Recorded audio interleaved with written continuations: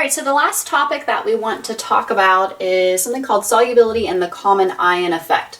So recall that solubility means that you have a certain mass of solute dissolved in 100 grams of water. The higher the solubility of something, that means the more mass that you can take of that solute to dissolve it in the 100 grams of water. Something that is insoluble, we usually look at the solubility guideline table that we've previously learned about when we're predicting products of a chemical reaction to see if that product is soluble or not. And oftentimes when compounds are insoluble, they actually are what we call partially soluble. So a teeny tiny amount of that salt complex can dissociate, but it's just a very small amount. And what we have going on then is an equilibrium. A teeny tiny amount of ions have been dissociated from the solid salt complex. Okay? And there's a lot of different chemical applications and chemistry that is involved in these partially soluble salts that we're going to take a look at. Okay, so just first consider the following example, and then we'll look into a little bit more shortly here. Okay, so what happens to the solubility of calcium oxalate when calcium chloride is added to it? So if we have a solution of calcium oxalate present, and then we're going to introduce and add more calcium chloride to it, what happens? Okay, so first we have pure water, we have some calcium oxalate. This substance here is pretty much insoluble, but partially a teeny tiny amount this dissociates, so we're forming a very small amount of ions present in that solution. Okay, and so since we have an equilibrium present, we can write an expression for capital K equilibrium constant. That would be the concentration of products of the ions here divided by the concentration of reactants here. But since this is a solid, right, that is 1 on the denominator here, we do not show that. Okay, and this would be the K expression for this equilibrium going on here. Now since this is a solid, we write it as subscript SP, so that means equilibrium expression solubility product. Okay, solubility product.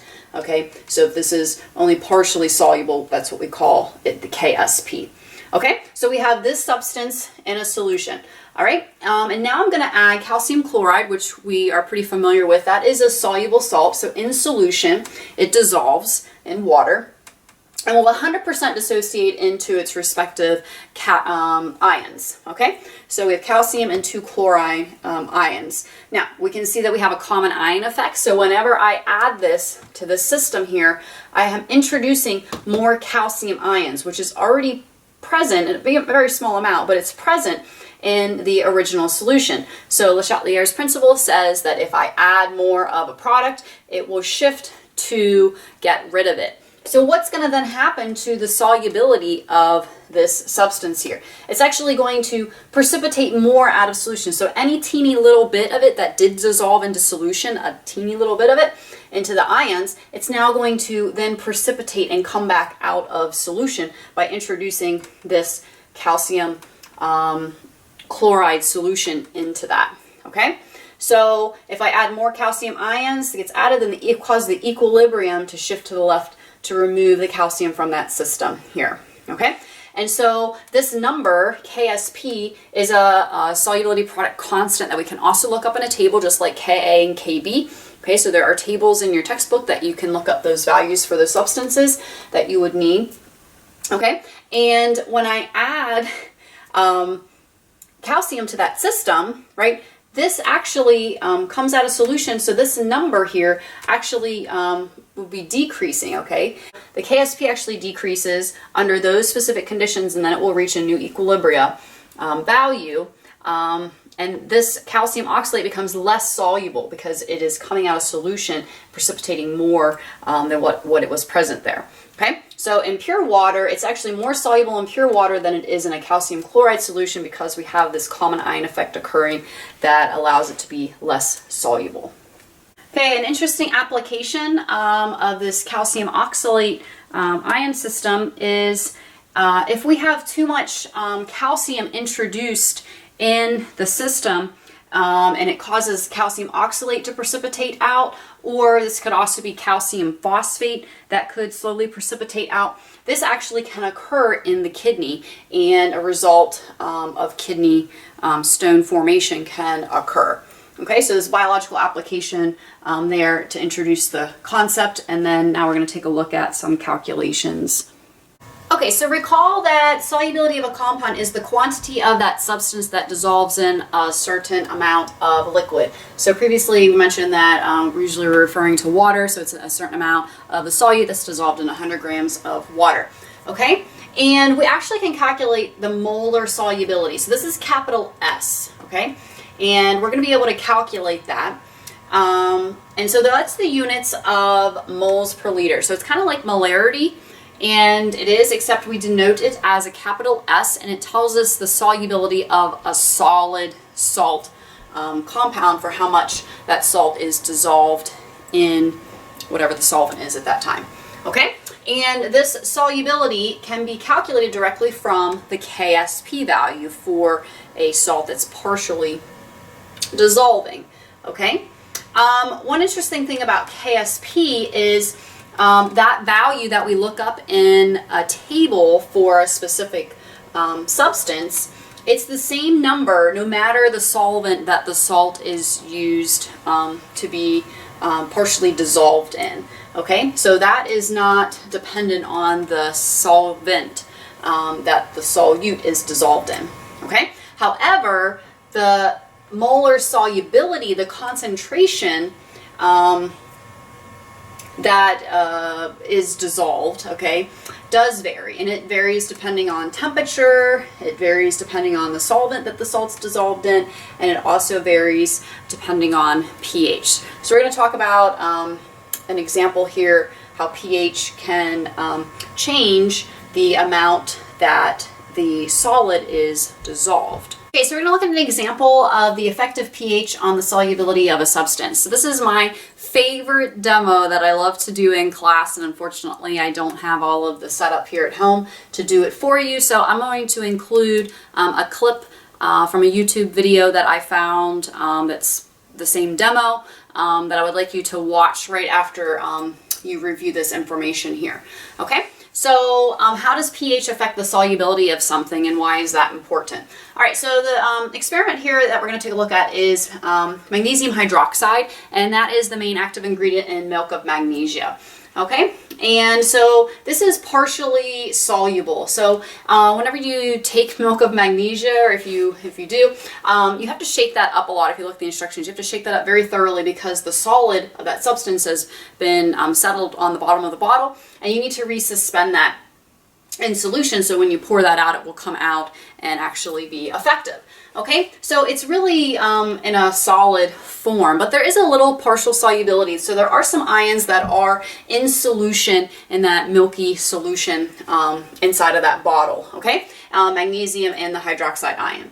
Okay, so if we were to add sodium hydroxide, right, which is a strong base, 100% will dissociate into these ions, and I would actually be adding more base to that system. So if I were to be adding base sodium hydroxide to that system, then I would be adding more like hydroxide ions, and it would actually cause the milk of magnesia to precipitate out even more and decrease its solubility. Okay, it would be more solid in that solution. Okay.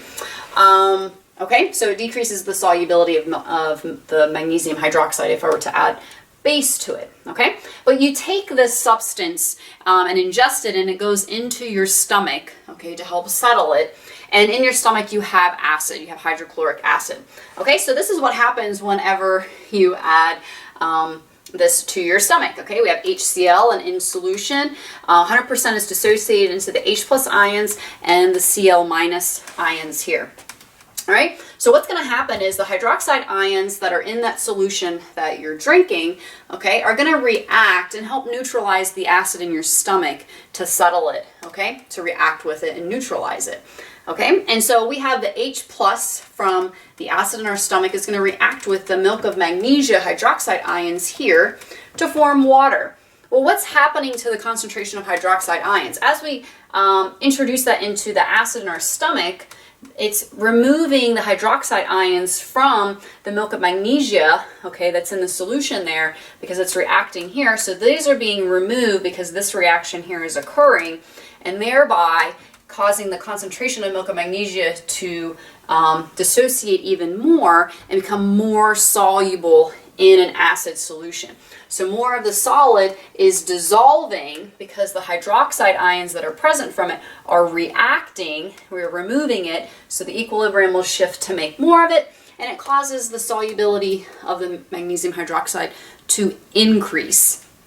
Okay, and this is kind of a really neat experiment because we can take the milk of magnesia and put it in a beaker or a flask. Okay, we can also look at the pH of it by using a universal indicator, and this is a very basic solution, so it'll be very purple color. Okay, and acid color by universal indicator will be very red, okay, or orange color. And basically you can get an array of colors from red, orange, acidic, yellow, green, blue, purple, going to basic, and green is kind of right in the neutral spot there. Okay, so when I add acid to the solution, it will react here. So I'll have a pink color because I have a lot of acid that I'm introducing, the pink pH color I'll see. And then if I have an excess amount of magnesium hydroxide present in the solution, it will quickly react with all of the hydroxide ions that's present from that. And eventually the pH will kind of change through a pretty rainbow color and go back to the blue-purple color of the magnesium hydroxide. As I continue to add more and more acid, then more and more of this will be dissolving in solution, okay? And it will be causing more and more AOH ions to be formed, which will keep reacting with the acid. And the color of the solution and the pH of the solution will actually decrease because I have less and less base present in the solution. Another interesting thing that you can see in the video is that the clarity of the solution becomes more and more clear. So this is a very milky color to begin with, and as I keep adding acid, it becomes more and more clear because that solid is now dissolving as I continue to keep adding acid. So it's really kind of interesting here that as you add acid, it's going to remove the hydroxide ions from the equilibrium, cause the equilibrium to shift to make more products as this is being removed, and it causes the solubility of this to increase because more and more of it is dissolving to make and replenish more of the hydroxide ions that are being reacted with. All right, so next we're going to take a look at solving problems having to do with molar solubility and the KSP. Okay, and so the problem that we're going to take a look at here is the next one on our handout, where we're going to calculate the solubility constant for lead chloride in pure water. Okay, all right, so so calculate the molar solubility, that's capital S, of lead chloride in pure water. Okay, so the first thing that we want to do is we want to look up lead chloride, okay, and we want to identify that it is mostly insoluble compound. Okay, so in water, just a teeny tiny amount of it will dissociate into ions. The majority of it does stay in the solid form. Okay, so we have a equilibrium going on, all right? And the other thing that we need to recognize is, so if we have equilibrium going on and we want to calculate the molar solubility of it, we're also going to need to look up the KSP for it in an appendix table in the back of your book or online in some table. Okay, so the first thing I want to do is write the equilibrium equation, right? Identify that it's an equilibrium going on, and the really neat thing about this is you can solve them just using ice tables. Okay, so if I look at my K expression for this, for any type of solubility problem, it's the concentration of the ions divided by the solid substance. But this is a solid, so it does not appear in the equilibrium expression. So this is nothing on the denominator here. So all of these types of problems looking at KSPs, they're very simple and straightforward. It's just the concentration of the ions raised to the respective mole coefficients. Okay, so that's why it's important to write the reaction equation and make sure it's balanced. So if I write the equilibrium expression for the KSP here, is concentration of the products The chlorine is squared. All right, so one other thing that's a little bit different in your ice table that is different from our previous weak acid, weak base ice tables. Okay, so this goes to 0. That is not appearing in the equilibrium expression because it does not affect it. We have 0 and 0 of each of the ions present. And look, we're not even given the concentration of anything, right? Can we solve the problem? Yes, we can. Okay, how much has been made of each ion? Well, instead of plus X, we put plus S solubility. Some amount of this ion is being made soluble in solution. Okay, and here it's 2 times the amount of solubility. So remember, X previously stands for the molarity. Here, this is still molarity. It's just denoted as S instead of X. So X is molarity, S is also molarity. Okay, all right. So plus X is the equilibrium concentration, and plus 2X for the chloride is that equilibrium concentration. Right, remember we have our mole coefficients here, very important. I look up my KSP value in a table. It's 1.17 times 10 to the minus 5th. I set that equal to the lead ion concentration times the chlorine, 2S squared. And so that gives me 4S cubed. And then I divide by 4, I get this number right here, 2.925 times 10 to the minus 6, and then I'm going to take the cube root of that, and I get my molar solubility concentration, 1.43 times 10 to the minus 2, and then I can throw my units back in there at the end, molarity. All right, so the last question that we're going to take a look at is the number 6 question here on your handout. Okay, and so this question is going to combine KSP, so the solubility product constant, with a common ion type problem. Okay? All right, so it says, what is the molar solubility, that's capital S, of calcium fluoride? Okay? And in this calcium fluoride, we also have 0.100 molar of sodium fluoride present. All right, so the first thing that you want to identify is, could it be a buffer problem? No, because I don't have an acid present, okay? And we're talking about molar solubility, so that right there should give you an indication that it is a KSP type problem. So you're going to need to look up a KSP, okay, in an appendix table in order to solve the problem. And I have fluoride here and fluoride there, so that's a common ion, and so it probably is a common ion type problem. Okay, the second thing that you want to do is you want to identify the 2 species that are present and their dissociations or equilibriums that might be occurring in the solution. Okay, so first we're going to start with the sodium fluoride. So sodium fluoride is a salt, and it is a soluble salt. If you're not sure of that, you could check a solubility guideline table, but the solution that's giving you the actual molarity of it, you could probably assume that that is the soluble salt in solution. Okay, so sodium fluoride is a soluble salt. 100% is going to dissociate into sodium and fluoride ions. Okay, so this is dissolved in aqueous solution, and we know its concentration. Okay, this is 0 molar over here. It's 100% dissociated over here, so we know the concentrations of each of these species, just like we would for a strong acid or a strong base. The concentration of fluoride ion is 0.100 molar. Okay.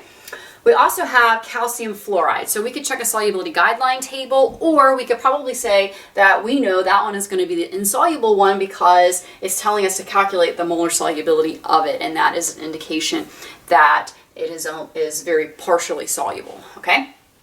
All right, so calcium fluoride is solid. Only a teeny tiny amount of it will dissolve in solution and dissociate into its respective ions. Again, we have 2 fluorines. We have 2 moles of fluorine over here. Okay, all right, and so then the next thing I want to say is, okay, I have an equilibrium going on here. I'm going to have a KSP, because I have a solid, that's KSP. And in order to solve the molar solubility, that is the X that's in the ice table, which I'm denoting as S, right? So in order to solve the ice table, I need to know the KSP number. So I need to look that up in a table, okay? So if I write the KSP for this calcium fluoride, okay, I need to know that number in order to solve for the S here that I'm going to solve for the molar solubility. Okay, so I look that up in a table. I write my KSP expression, so that's concentration of products over reactants is equal to KSP. Okay, the other thing that is extremely important is when I write my two equilibrium equation, or this equilibrium equation and this reaction equation, that one's not an equilibrium, I have two ions that are common. This is my common ion effect, okay? So if I add this salt into this solution, what is going to happen to this equilibrium? Well, I'm adding a product to this equilibrium. It's going to shift and become less soluble. Whatever has dissolved in solution, it's going to come out of solution and precipitate out and become less soluble, okay? And so that is going to affect it, and I need to take account for that. So I have a common ion problem and it's KSP. So I'm basically combining these two concepts together, okay? So now I'm going to solve the ice table because I need to solve for molar solubility, which is my S, which is also the X, okay?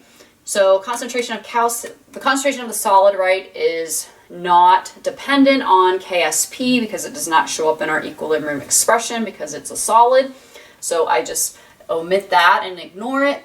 Zero concentration of calcium, but I do know my initial concentration of fluoride. It's coming from the sodium fluoride up here.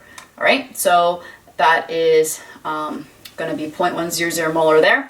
The change is a plus X or a plus S that we denote in these problems. 2X or 2S here, plus X. And then this would be the original starting concentration, 0.100 that I'm starting with fluoride, plus 2 moles of a certain amount of ion that has formed. Okay, and now we're just going to continue on solving the problem like we have previously for ice table problems. I'm going to substitute in my solubility S for calcium here, and here it's going to become a little complicated. 0.100 plus 2S, that whole term, right, is squared because of the 2 moles on fluorine. Okay, so this is going to be kind of complicated here if I factor that out. So I'm going to say, well, can I make some assumptions here and simplify this? All right, so previously we usually ignore the X under certain conditions for weak acid, weak base systems. And if I kind of look at the same assumptions, the KSP number tells me what? K is an equilibrium, it tells me what side of the reaction equation the equilibrium lies to. This is an extremely small number. So that means I have an extremely small amount of these ions present, and the majority of it lies to the reactant side on the solid. It's like a really small number over a large number to give me this teeny tiny number. So do I have very much of these ions forming over here? No, an extremely small amount. So if an extremely small amount S, if I take 2 times a really extremely small number, I still have a really small number, right? And so I basically can assume in all types of KSP problems, I don't need to do the check or the ratio check or anything like that. I'm just going to assume that's really small because this number here is extremely small, okay? And this assumption will hold valid. Okay, so I'm going to omit the 2S there. I'm not omitting the square term, even though it looked like I scratched it, okay? And then I'm going to simplify that to this. So I have S times 0.1 squared, so I get 0.01 times molar solubility, and then divide that 0.01 over here, and I get my solubility is equal to 1.46 times 10 to the minus 8th molar. Okay, just a quick comparison. This is calcium fluoride with the sodium fluoride in it. We get this molarity. Okay, we talked about when I add sodium fluoride to it, right? It's actually causing the equilibrium to shift back here to get rid of this extra fluoride ions that's being added to it. So the solubility of this should be decreasing. If I look up the solubility of calcium fluoride in pure water by itself without anything added to it, the solubility concentration is 3.32 times 10 to the minus 4th. When I introduced the sodium fluoride into it, it then became 1.46 times 10 to the minus 8th. It got smaller. Why did it get smaller? Because we shift the equilibrium here, and now we have less of this dissolved in solution, whereas by itself, more of it actually can dissolve in solution because we don't have this shift in equilibrium occurring. Okay, So the two problems that we have taken a look at thus far are ones that you need to be very familiar with, and the homework problems will also give you more practice with that. The last type of problem that you should be familiar with and be able to do is doing this problem backwards. So for example, if you are given the molar solubility S value for a substance, you know the S, if you're given that number, you should be able to back calculate and tell me what is the KSP number without having to look it up or under given common ion situation, okay? So make sure you know it forward, but make sure you also know it backwards if you were given S and you're asked to calculate KSP.